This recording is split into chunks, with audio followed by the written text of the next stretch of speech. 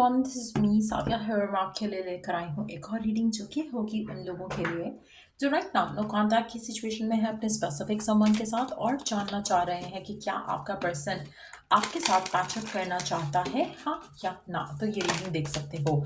इस रीडिंग में हम आपके पर्सन के दिल में क्या चल रहा है वो भी जानने की कोशिश करेंगे। So stay tune. और रीडिंग शुरू करने से पहले रिमाइंड करवा दूं कि ये एक जनरल रीडिंग है, सबके साथ मैच कर भी सकती है और नहीं भी।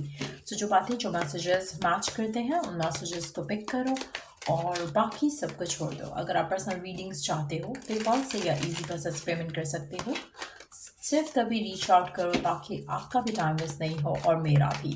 सो नो कॉन्टैक्ट चल रहा है आपके और आपके पर्सन के दरमियान में। लेट्स फाइंड आउट कि क्या ये पर्सन आपके साथ पैचअप करना चाहता है, क्या ये चाहता है कि आप दोनों वापस आ जाओ एक दूसरे के साथ, हाँ या ना। Let's find out. Nine of wands, the tower, six of cups. अच्छा, ये कार्ड जब मैं शफल कर रही थी तब भी आई कुड सी, पहले मैं ये ऐड करने लगी थी but then I chose not to. I thought कि अगर फिर से आएगा तो हम इसको ऐड करेंगे। ये पर्सन डेफिनेटली नॉस्टैल्जिक होता है, आपके बारे में सोचकर आपको मिस करता है। डेफिनेटली आप दोनों के जो टाइम स्पेंड हुआ है उसको भी मिस करता है, but at the same time मुझे लगता है कि ये पर्सन आपको मैसेज लिखते लिखते टाइप करते करते छोड़ देता है और सेंड नहीं करता, और अगर लिख भी लेता है तो सेंड नहीं करता। ये पर्सन डेफिनेटली आपको मिस करता है। इसको आपके साथ जो अच्छे लम्हे, जो अच्छे टाइम आपने स्पेंड किए हैं, ये उन मोमेंट्स को मिस करता है। और उसको लगता है कि आप दोनों के दरमियान में जो एक बॉन्ड था वो शायद ये फिर से चाहते हैं वापस अपनी ज़िंदगी में। लेकिन eight the same time person drained है, इमोशनली ड्रेन्ड हो सकता है, मेंटली ड्रेन्ड हो सकता है, या तो इसकी अपनी पर्सनल स्ट्रगल्स हो सकती हैं जिसकी वजह से इसको ज़्यादा टाइम नहीं मिलता है कि कनेक्शन को रिवाइवल की तरफ लेकर आ सके। बट डेफिनेटली पर्सन आपको मिस करता है। क्या ये आपके साथ दोबारा पैचअप करना चाहेगा या नहीं, इस कार्ड के साथ तो एक डेफिनेट येस का आंसर है। लेकिन एट द सेम टाइम ये जो ड्रेनिंग एनर्जी है ये सही नहीं है, क्योंकि आपके पर्सन को लगता है कि अगर वो आपके साथ वापस आते हैं तो कहीं ना कहीं ड्रेन होंगे इमोशनली, मेंटली, फिजिकली। उनको लगता है कि उनके पास या तो टाइम इतना नहीं है, या फिर एक होता है ना कि आपकी life is already so busy, तो उसमें आपको टाइम दे पाना, इस रिश्ते को टाइम दे पाना, इस रिश्ते में उस तरह से खुशी मेंटेन करके रख पाना would be an extra effort. तो वो जब उन सब चीज़ों के बारे में सोचते हैं तो उनको एक एक सेटिस्फैक्शन वाली फीलिंग नहीं होती है, उनको स्ट्रेस वाली फीलिंग ज़्यादा होती है। No doubt they miss you, no doubt they want it, but उनको समझ नहीं आता कि कैसे इस रिश्ते को अच्छे वे में आगे लेकर जाया जा सकता है। तो डेफिनेटली वो विश्वल होते हैं कि आप दोनों वापस आ सको, फिर से रीस्टार्ट कर सको कनेक्शन को लेकर। लेकिन जो पास्ट हो चुका है आप दोनों का, जो आप लोगों ने स्पेंड किया है time together, that is not like very desirable. तो कहीं ना कहीं आप दोनों के दरमियान में जो डिफिकल्ट फेजेस रहे हैं वो भी आपके पर्सन के मन में आते हैं और थॉट में आते हैं, और उस वजह से वो अपने आप को होल्ड बैक कर लेते हैं। No doubt they want to reconcile, but at the same time ये फिर से उस जगह नहीं जाना चाहते जहां पर ऑलरेडी आप दोनों के दरम्यान में डिफिकल्टीज रही हो। सो डेफिनेटली पर्सन आपको चाहता है, आपके प्यार को मिस करता है, आपके साथ को मिस करता है। दे लव यू अ लॉट। इनको नहीं समझ आ रहा कि कैसे कनेक्शन को फिक्स किया जा सकता है। करंट सिचुएशन में at least they don't have time, current situation में at least they don't have the things, the guts to take this relationship forward. शायद आप में से कुछ लोगों के लिए पर्सन जो है सोच कर ही उसको स्ट्रेस हो जाता है कि अगर आप उसकी ज़िंदगी में होगे तो कुछ ऐसा है जो कि उसको स्ट्रेसफुल करता है। आप में से कुछ लोगों के लिए हो सकता है कि उसकी फैमिली आपको अप्रूव नहीं करती है, इस वजह से उसको स्ट्रेस होता है कि अगर फिर से मैं साथ हो जाऊंगा इस पर्सन के तो हो सकता है फैमिली और मेरे दरमियान में फिर से अनबन हो जाए। तो करंटली जो सिचुएशन है वो इज स्टिल ओके, जहाँ पर वो आपको मिस कर देते हैं, कभी कभी आपके बारे में सोच लेते हैं, कभी कभी आपको मैसेज लिखते लिखते अपने आप को होल्ड बैक कर लेते हैं। That is still okay for them to deal with. लेकिन अगर वो आपके साथ होते हैं, अगर वो इस रिकन्सिलिएशन की तरफ जाते हैं, तो कुछ ना कुछ डिस्ट्रक्टिव जो है वो ज़रूर होगा इस कनेक्शन को लेकर, चाहे वो उसकी फैमिली के एंड से है, चाहे वो उसके अपने एक माइंडसेट में है। लेकिन कुछ ऐसा ज़रूर होगा जो कि शायद उसके लिए हैंडल करना शायद मुश्किल नहीं होगा, आसान नहीं होगा।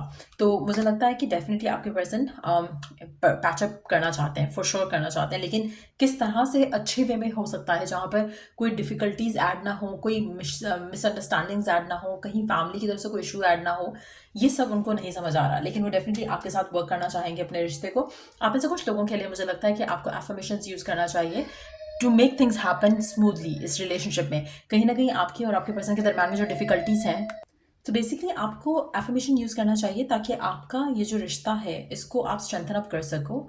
Over the period of time आपके पर्सन जो है आपको लेकर जो फीलिंग्स फील करते हैं वो उसको ज़्यादा प्रायोरिटाइज करें एज़ कम्पेयर टू जो उनके फियर्स हैं कि अगर हम वापस आते हैं तो ये हो जाएगा वो हो जाएगा। उन फियर्स को वो लेट गो कर सकें। ये करने के लिए आपको एफर्मेशंस यूज़ करना चाहिए, आपको हार्ट टू हार्ट मैनिफेस्टेशन की जो टूल्स एंड टेक्निक्स हैं, मेडिटेशंस हैं, वो करनी चाहिए। उससे आपका रिश्ता और आपकी सिचुएशन बेटर हो सकती है। चैरिटी डोनेशन इस इंटेंशन के साथ कि आप इस रिश्ते के लिए कर रहे हो वो भी करनी चाहिए। उससे भी आपके रिलेशनशिप में चीज़ें वर्कआउट कर सकती हैं। आप में से कुछ लोगों के लिए मुझे लगता है कि आपके पर्सन और आपके दरमियान में जो डिफ़िकल्टीज़ हैं पैचअप को लेकर, कनेक्शन को रिवाइवल की तरफ लेकर जाने के लिए, वो it's more in their head than actual में एग्जिस्ट करती हो। तो मेजॉरिटी लोगों के लिए मुझे लगता है कि आपके पर्सन नेगेटिव बहुत सोचते हैं आपको लेकर, इस कनेक्शन को लेकर। अगर वो पॉजिटिव सोचेंगी तो ऑटोमेटिकली आप दोनों के दरमियान में जो सिचुएशन है उसको बेटर अप किया जाएगा, किया जा सकता है ना। आप इस सिचुएशन में क्या कर सकते हो, आप अपने पर्सन को डायरेक्ट तो नहीं कहोगे क्योंकि आप नो कॉन्टैक्ट में हो। डायरेक्ट आप कहोगे तो भी उसको समझ नहीं आएगा। So what you can do is, ताकि सिचुएशन आपके हक में हो जाए, ताकि रिलेशनशिप आपके लिए वर्कआउट करना लग जाए, उसके लिए आपको एफर्मेशंस यूज़ करना चाहिए बाय सेइंग द वर्ड्स जो आप चाहते हो कि आपके पर्सन अंडरस्टैंड करें। जैसे for instance, your person is now seeing only the good side of the connection, is now ready to commit to you, is now ready to own their relationship for with you. They are now ready to take stand for this relationship. They are now ready to start afresh with you with nothing from the past holding them back anymore. So affirmations ऐसे use करो जैसे कि as if it's already happening, ताकि ये जो आप manifest करना चाह रहे हो वो कर सको जल्दी। अगर आपको मेरी हेल्प चाहिए, मेरी गाइडेंस चाहिए, मेरी तरफ से आपको affirmations चाहिए तो आप परचेज कर सकते हो। Check the description box for the details के लिए। लेकिन अगर आप खुद बनाना चाहते हो आप खुद भी बना सकते हो। बट ये चीज़ें आपको काफ़ी हेल्प करेंगी to get back in communication with this person, क्योंकि नो डाउट ये पर्सन आपको प्यार करता है, मिस करता है, बट जो सिचुएशन है वो इस पूरी सिचुएशन को पॉजिटिव वे में से देखे। इसके लिए आपको मंत्रास, एफर्मेशंस यूज़ करनी चाहिए और उससे आपका जो रिलेशनशिप है उसमें जो नेगेटिविटी का इन्फ्लुएंस है वो ख़त्म हो सकेगा। आप में से कुछ लोगों के लिए मुझे लगता है कि आपके पर्सन को लोगों की बातें सुनना और लोगों की वजह से भी आपके रिलेशनशिप में इन्फ्लुएंस जो है वो नेगेटिवली हो जाता है। उससे भी अपने आप को निकालना का बेस्ट वे यही है कि आप एफर्मेशंस यूज़ करो। हर वो चीज़ बोलो जो आप डिज़ायर करते हो और हर वो चीज़ जो आपके माइंड में फियर है, जो नेगेटिव है, उसको एलिमिनेट करो और replace your thoughts with positive thoughts. कि एज इफ कि आपका पर्सन आपको ज़्यादा चाहता है, आपका पर्सन आपको ज़्यादा मिस करता है, आपका पर्सन आपसे ज़्यादा बात करता है। से ऑल दोज एफर्मेशंस और लेट देम मैनिफेस्ट, क्योंकि पर्सन चाहता है आपको, पैचअप भी करना चाहता है, आपसे प्यार भी करता है, बट डिफ़िकल्ट है उसके लिए। इस कनेक्शन को कैसे आगे लेकर जाना है वो उसको समझ नहीं आ रहा। तो वो चीज़ें आपने उन चीज़ों के ऊपर वर्क करना है और देन आप इस रिश्ते को लेकर इस पर्सन के साथ एक स्टेबल कनेक्शन जो है वो क्रिएट कर सकोगे। सो लेट्स सी कि आपके पर्सन और क्या कहना चाहते हैं आपसे। वो कॉन्टैक्ट में होते हुए क्या है पर्सन के मन में जो वो कहना चाहता है आपसे, क्या कहना चाहता है आपका पर्सन आपसे। You might have abandon me.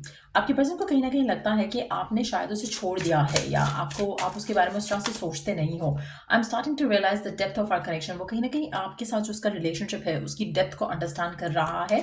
I don't want to be platonic. आपका पर्सन आपके साथ सिर्फ प्लेटोनिक रिलेशनशिप नहीं रखना चाहता है। I trust you unconditionally. आपका पर्सन आप पे ट्रस्ट करता है और ये चीज़ शायद वो मिस करता है। किसी भी रिलेशनशिप में शायद उनको ऐसा फेथफुल पार्टनर या लॉयल पार्टनर नहीं मिला है जो कि आप थे या आप हो उसके लिए। I don't show any emotion when people talk about you. आपका पर्सन आपसे कहना चाहता है कि करंटली वो किसी भी बारे में अगर किसी भी एंगल में आपके बारे में जब बात होती है तो वो रिएक्ट नहीं करता। वो कहीं कोई भी इमोशन जो है वो एक्सप्रेस नहीं करता। चाहे वो उसकी फैमिली आपके बारे में पूछे, चाहे उसके फ्रेंड्स आपके बारे में पूछे, वो रिएक्ट नहीं करता है। We will reunite someday. आपका पर्सन आपसे कहना चाहता है कि वो और आप एक दूसरे के साथ दोबारा वापस आ जाओगे किसी ना किसी दिन, for sure. So definitely person चाहता है इस रिश्ते को लेकर, लेकिन लाइक आई सेड कि लोगों का इन्फ्लुएंस हो सकता है इस रिश्ते के ऊपर नेगेटिवली, एक मैनिपुलेटिव एनर्जी के साथ इस रिश्ते को इन्फ्लुएंस करता है। लेकिन मुझे लगता है कि ये जो लोग हैं ये इसके फ्रेंड्स हो सकते हैं, ये इसके फैमिली में अगर हम देखें तो सिबलिंग्स हो सकते हैं, लेकिन पेरेंट्स नहीं हैं। सो मेजॉरिटी लोगों के लिए मुझे लगता है कि रिश्ता पेरेंट्स की सिचुएशन तक तो पहुंचा ही नहीं है, लेकिन सिबलिंग्स काफ़ी रोल प्ले कर रहे हो सकते हैं इस रिश्ते को लेकर, इस इंसान के लिए, और इसको फियर है या डाउट है, शायद वो अप्रूव नहीं करेंगे इस कनेक्शन को। So but having said that, ये पर्सन डेफिनेटली आपसे पैचअप करना चाहता है और मुझे लगता है कि बिलीव भी रखता है कि एक दिन पैचअप हो भी जाएगा। करंट सिचुएशन में उसको थोड़ा डिफिकल्ट लग रहा है सिचुएशन को हैंडल करना। सो ये रीडिंग आप लोगों की, अगर आपको इस रीडिंग से हेल्प मिला हो, गाइडेंस मिली हो, तो लाइक शेयर सब्सक्राइब जरूर करो। Till I do the next reading आप लोगों के लिए, टेक केयर, बाय।